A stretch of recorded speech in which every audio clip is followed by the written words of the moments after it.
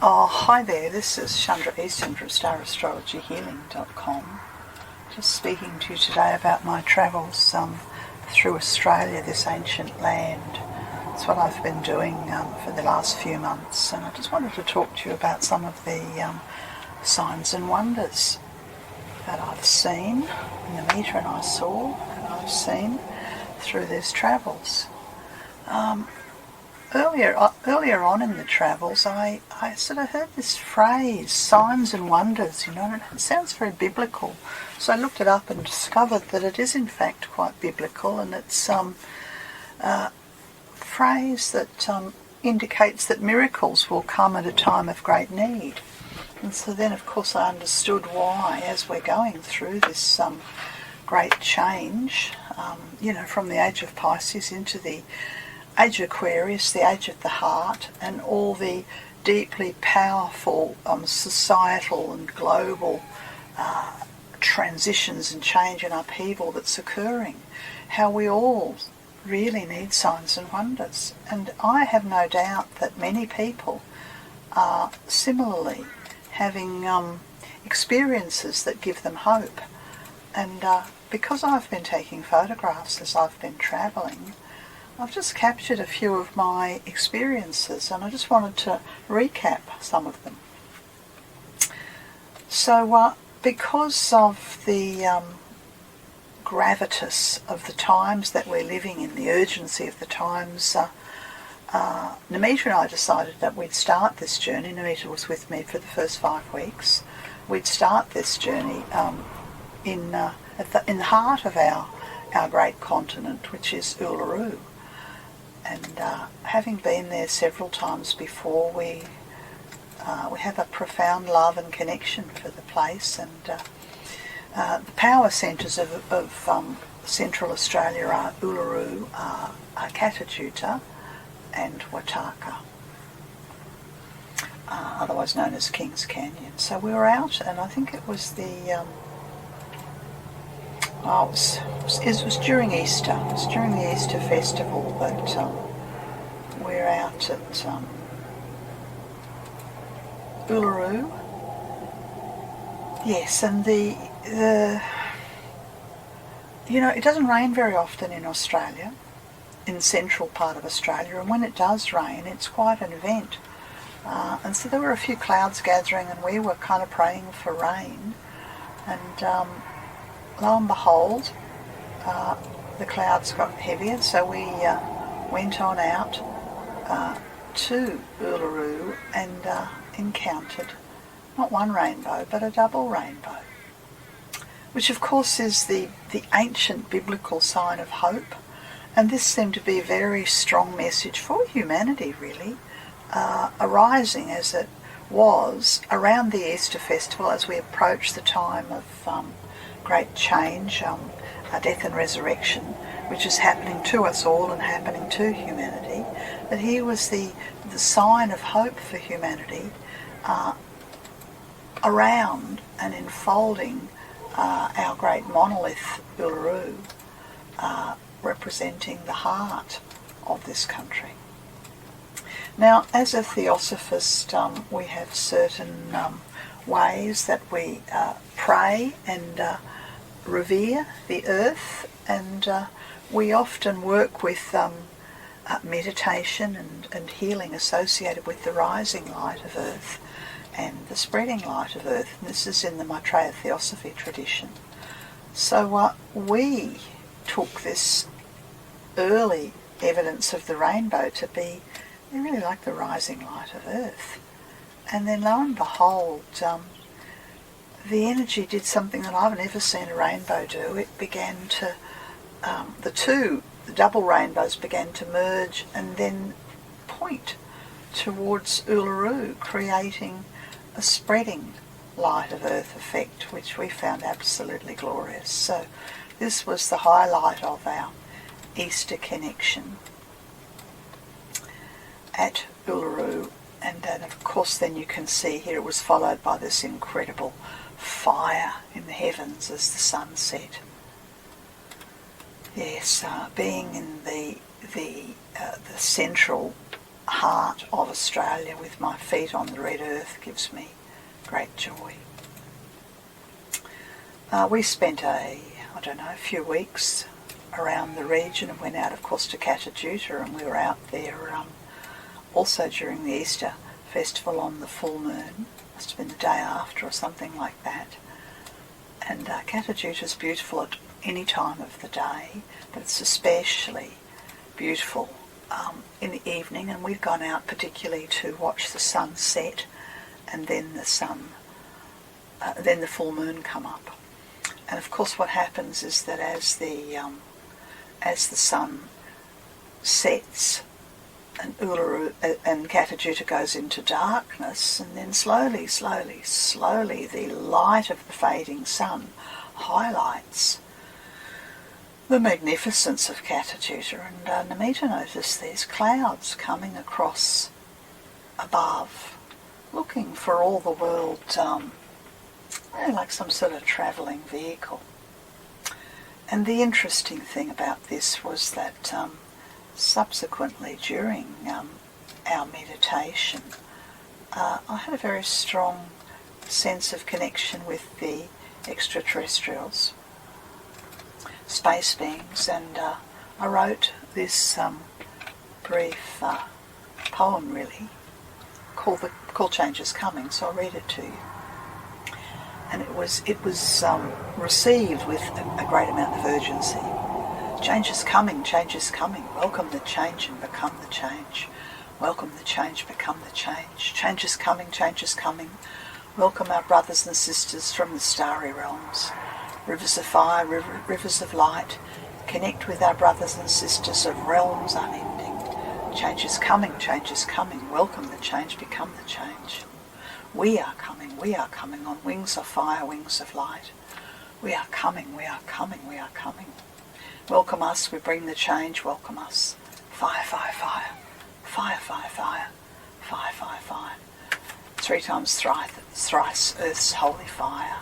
Fire. Fire. 3 times thrice earth's holy fire. Welcome the fire, welcome the change, become the change, welcome the change. Oceans rise, mountains heave, fire, we are coming. Ships of light, we herald the fire. Ships of light, we herald the change. We are coming. This is a message, you couldn't really call it a poem, it's a sliver. It's a message from Earth's extraterrestrial companions of light, for all who are interested in hearing such a message. Yes, and we spent another couple of days around. Yes, while we were travelling around Katajuta, there's an image here. I climbed up to the first lookout to look out down into the centre of the, the canyon, I suppose you'd call it, at Katajuta, and it looks very angelic to me. And then I think it might have been the day after, early in the morning, I'd gone out to Bank Gorge. You can see it's early in the morning because the sun's only on one half of the gorge and the other half's in shadow. But what I noticed afterwards with the photograph was that there's an angel, a violet fire deva, an angel standing in the middle of radiant violet and green and golden light. And you could say, yes, this is the refraction from the sun, but to me it's also a sign of hope and wonder for transformation. And interestingly, Bank Gorge is a men's business area, so I guess I'd take it that when we work with the issues that are there between men and women, we help to clear the karma on this earth. Did travel further afield, up to Alice Springs, and then out one day to Hermannsburg, known in the traditional language as Notaria, and this is the birthplace of Albert Namajura, who was a wonderful mentor to his people. I think he was born in the 1930s and lived on a mission out at Hermannsburg, and his spiritual countries connected to the Bank Gorge and to Mount Sonder, which is northwest. Is that right? I'm a bit vague on that. northwest maybe, of Hermannsburg, and he started an art movement that really was the beginning of the raising of his people, Aboriginal people who've suffered so much through intergenerational genocide and trauma, and we still haven't put this to rights.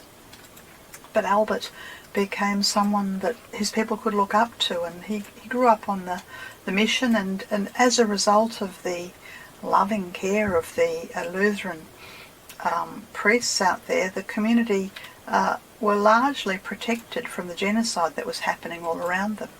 We went out to visit this place, and I was reminded of spiritual grace that had protected this community, and also of the, I think it was later on, I forget now, we met the direct descendants and the extended family, some of the extended family of Albert Namajura, where it was a book launch, an incredible book. I think it's this one I've given you here, The Life and Times of Albert Namajura, and the author was in the Alice, and so all the family were gathered, and we were very pleased to be along at this book launch, and of course to realise that the legacy of this sort of awakening of an arising of the deep wisdom of these peoples come through the art. We did go out to Albert's grave, and as you can see here, there's beautiful, beautiful rainbow light all around his grave, which I took as a recognition of the work that he's done for his people.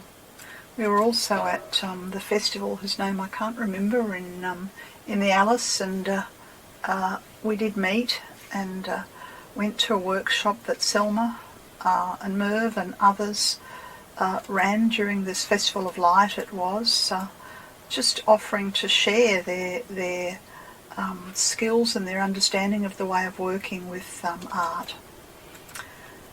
Yes, and I did try to connect to the Hermannsburg Aboriginal community, who have taken the legacy of their traditions and their songs, and it's been mixed with the Lutheran tradition, and they've taken it to the world, and they've travelled around the world. Tried, but were unable to meet with the women. Yes, so many things that we did. One of the places that we went just outside the Alice, where we connected into deep space, was we went to the Earth Sanctuary. And the Earth Sanctuary is a place where there's an astronomy event happens certain times of the month, and it was all very informative and very interesting. But the most interesting thing for us was that somewhere in the midst of the presentation, just like a bolt out of the blue, right above the heads of the audience came this emerald green burst. It was a firestorm, what's it called? Yeah, it's a much brighter than just a falling star. Beautiful, beautiful, and we took this as a sign, a wake-up call. Really, yes, very, very wonderful. We continued on and went a few hundred k north of the Alice and up to Wataka, which is also one of the sacred, 3 sacred sites in this region. And we went initially to a place called Ipatilka, otherwise known as Kathleen Gorge, and this is a place that holds the carpet snake dreaming. So we walked down past these very impressive cliffs down to the gorge, which is a beautiful, still, peaceful place, and we sat there to meditate. And I had an inner vision as we were sitting. We were asking really for healing for the First Nations people, to right some of the many wrongs that have occurred.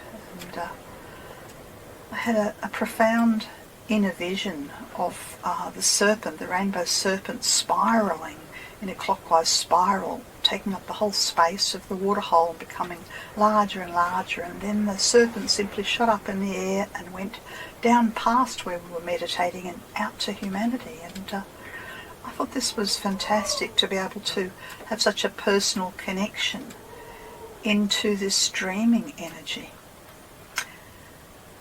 Yes, Kings Canyon is a place to behold. There's so much one could say about it, but what I'd like to talk about is that we we'd spent a day there and wandered down and around, and we came to what I think is the heart of Kings Canyon, and this is down in what feels like a tropical wonderland in the middle of the desert, and it's a very sacred place, a men's business place, but women are allowed to go there and to sit. No one's allowed to swim there, and subsequently we discovered on one of Namita's photographs that the rainbow serpent had shown itself.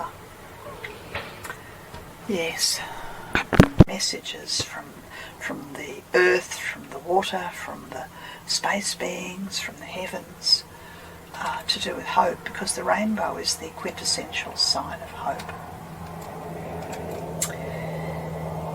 Yes, so many journeys and so much that have seen, that has awakened. One of the things that we found profound is we'd been travelling out on the Tanami Road northwest of the Alice, and we were coming back into the Alice, and we were swooped over, and then 3 eagles flew with us, and it felt like an honour guard, really. And we'd been out there just meditating and praying and connecting to the land and the country. And so the eagle, and it wasn't just to fly by, they flew with us for a little while. It was beautiful. So many things to tell you. The West McDonald's have many places of healing and refuge, and one of the most profound places that we went to was Bank Gorge. And as you can see from this image of the Bank Gorge, it's very narrow. And we'd swum through. I think I'd taken my flotation device. I'm certainly not much of a strong swimmer, and we'd gone up into what felt like the womb of the mother. And this is at the base chakra of Mount Sunda, which is Namajura's sacred mountain. As we were there in bliss, really, and of course you can't take photographs of being in this state unless you've got a waterproof camera, which I don't have, being within the womb of the mother. But when we came out and took a photograph just before we left, well, I subsequently discovered that there was rainbow light around us. But more than that, suspended on the wall of the gorge is a Christed cross. Beautiful, beautiful Christed cross, and to me that says it all. This is a Christed place. Another one of the images in my travels, our travels around Central Australia, was I'd gone out to Elly Gorge. I have a feeling Namita may have gone home. Yes, and Elly Gorge is a very peaceful place, but it's also a treacherous place where people are known to drown because the water's cold and the currents are unpredictable. There were people swimming across the gorge, and I was paddling really and seated on the edge, but one of the photographs that I subsequently discovered from Elly Gorge was what looks to me like the Sword of Michael, where on the right hand side of the gorge there, where the light hits the water, it looks like Excalibur. And this is a symbol of potency and power and conviction and the presence of Father God. Anyway, I'll stop there. That's just been a few of the signs and wonders that we saw as we travelled around Central Australia, and I hope they bring you hope and help you to put your faith in miracles, and I hope that as a result of this you begin to look for and to notice and to cherish all the signs and wonders that are in your life. And I would encourage you to go to my website and have a look. There are a lot of teachings on the Age of the Heart and the Age of Aquarius and the Great Change, and I'll put some of those links up for you. This has been Chandra Easton from Star Astrology Healing. That's all. Bye for now.